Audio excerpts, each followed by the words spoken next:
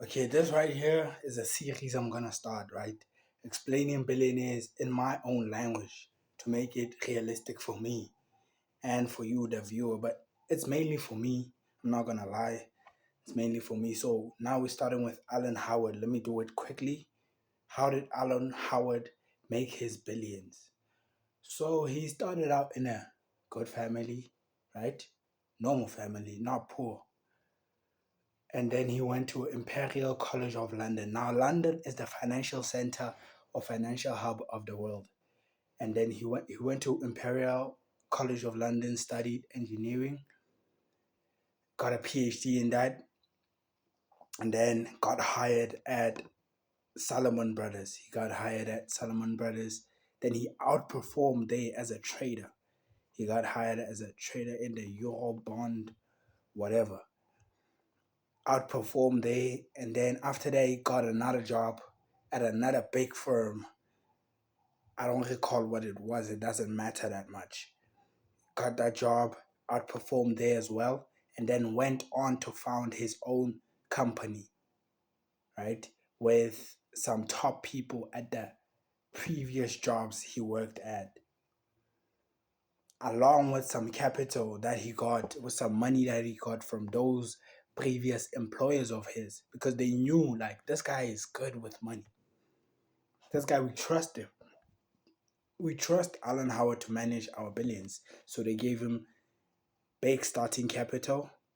He took it, ran along with it, traded well. Now, when I say traded well, funds normally return 20% returns over a 10-year period. Good funds. And it's rare for a fund to exceed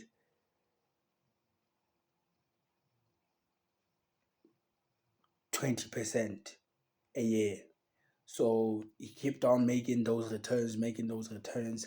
And a big moment came in 2008 when the funds were losing money because of the market crash. He didn't lose money, he made money, which got him more assets under management. Now, the game is played with assets under management. The bigger your assets under management, the bigger your billions that you manage as a fund manager, the more money you'll make. So he got more AUM that way by winning when everyone was losing. And then he just continued on. That's how he became a billionaire. Now I realize something or some things.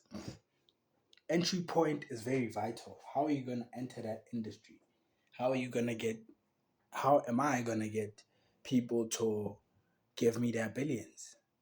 He went to school, got a job, and outperformed with millions under management, but inside another company that is not his.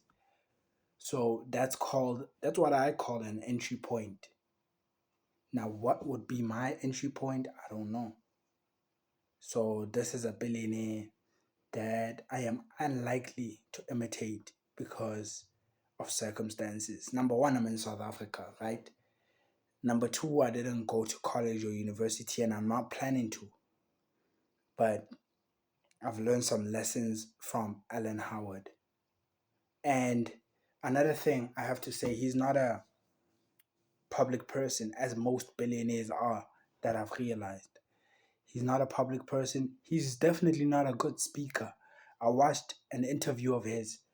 He's definitely a good speaker. I'm not saying this to judge him or whatever. I'm just saying that to make the money, you don't have to do all these other things. You just have to do the main things, which is get capital under management, like Alan Howard did, and then manage that money well. You don't have to make insane returns. Just 15% a year with billions and millions is a lot of money. So that is Alan Howard. Cool.